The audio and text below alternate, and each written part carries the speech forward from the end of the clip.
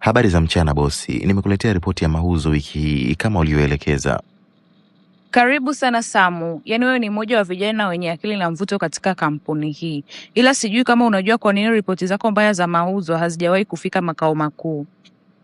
Sijui bosi, hata hivyo ninahofia sana kupoteza kazi yangu kutokana na kushuka kwa mauzo. Sasa ngoja nikuibie siri. Ripoti zako mbaya hazifiki makao makuu kwa sababu mimi nazitunza na kuzibadilisha ili kukulinda. Asante sana bosi. Lakini Sam, wewe ni mwanaume mzuri na mwenye nguvu. Asante pekee sidhani kama inatosha. Au wewe huoni kuwa unapaswa kunilipa kwa wema huu ninaokufanyia? Sasa sijui unataka nikulipe vipi bosi, ila mimi niko tayari kufanya kazi kwa bidii zaidi, na ikiwezekana naweza kufanya hata usafi wa ofisini kwako kila siku kama utapenda. Sam, mimi nataka unilipe kama mwanaume. Japokuwa nafahamu ndoa yako imekaribia, ila nakuhakikishia hakuna mtu yeyote atakayejua kinachoendelea kati yetu. Hapana bosi, hii ni kinyume cha maadili ya kazi. Pia ninampenda sana mchumba wangu. Kwa kweli siwezi kumsaliti kwa namna yoyote ile. Kwa hiyo unakataa kufanya ninachokihitaji. Hivi unajua kuwa hatima ya kazi yako ipo mikononi mwangu? Nafahamu hilo bosi, lakini malipo unayohitaji siwezi kukupa. Mimi naondoka, kama utaamua kunifukuzisha kazi, sawa pia.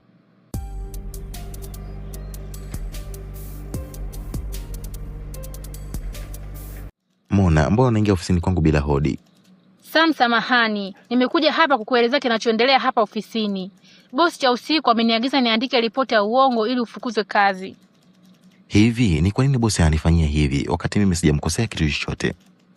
Yaani mimi mwenyewe pia nimechoka na manyanyaso yake. Ila bahati nzuri ni kwamba nilimsikia wakati anakuita ofisini kwake na nikajua tu ana jambo lake. Hivyo na mimi nikatumia simu yangu kurekodi video kwa sababu mlango ulikuwa wazi kidogo. Asante sana Mona. Kama umerekodi video, utakuwa umenisaidia kuiokoa kazi yangu. Usijali Sam, kwa sasa mimi narudi ofisini. Hivyo kaa na huu ushahidi ili uwasilishe kwa mkurugenzi, maana najua kesho ni lazima utaitwa. Sawa Mona, asante sana. Usijali Sam.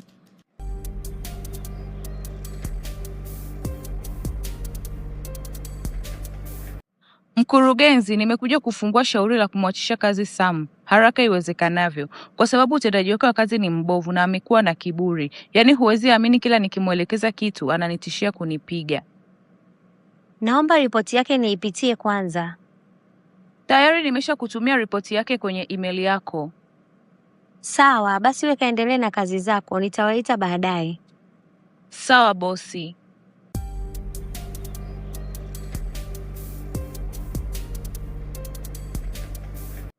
Sam, nimepata ripoti kuwa utendaji wako wa kazi umekuwa mbovu sana. Halafu pia nasikia unamtishia kumpiga msimamizi wako wa kazi kila akikupa maelekezo. Vipi, una neno lolote la kusema kabla sijasaini barua yako ya kufukuzwa kazi? Ni kweli mkurugenzi, utendaji wangu wa kazi umeshuka sana, lakini mimi sijatishia kumpiga cha usiku, bali ameamua kunisingizia hivyo kwa sababu alitaka nimkubalie kimapenzi ili afiche utendaji wangu mbaya wa kazi, na nilipokataa ombi lake ndipo alipotafuta sababu ya kuja kunifukuzisha kazi. Mkurugenzi, dharau za huyu kijana naona sasa zimezidi. Yaani baada ya kuona anafukuzwa kazi, ameamua kunitafutia sababu ya kuniingiza mimi kwenye matatizo. Hivi kweli mimi na utu uzima wangu huu naweza nikamtamani kijana mdogo kiasi hiki? Hali ya kuwa ninafahamu kabisa kuwa siku sio nyingi anakwenda kufunga ndoa. Mkurugenzi, mimi nina ushahidi wa video kabisa. Sam, mimi nataka unilipe kama mwanaume. Japokuwa nafahamu ndoa yako imekaribia, ila nakuhakikishia hakuna mtu yeyote atakayejua kinachoendelea kati yetu. Hehe, cha usiku, una lipi la kusema? Huu ni unyanyasaji wa kijinsia na ni matumizi mabaya ya madaraka. Mkurugenzi, naomba unisamehe, ni shetani tu alinipitia na kuahidi sitarudia tena. Siwezi kuruhusu unyanyasaji kama huu utokee kwenye kampuni yangu hata siku moja. Hivyo basi, barua iliyokuwa ya kumfuta kazi Sam na ibadilishe iwe ya kwako. Na kuanzia sasa Sam ndio atachukua nafasi yako.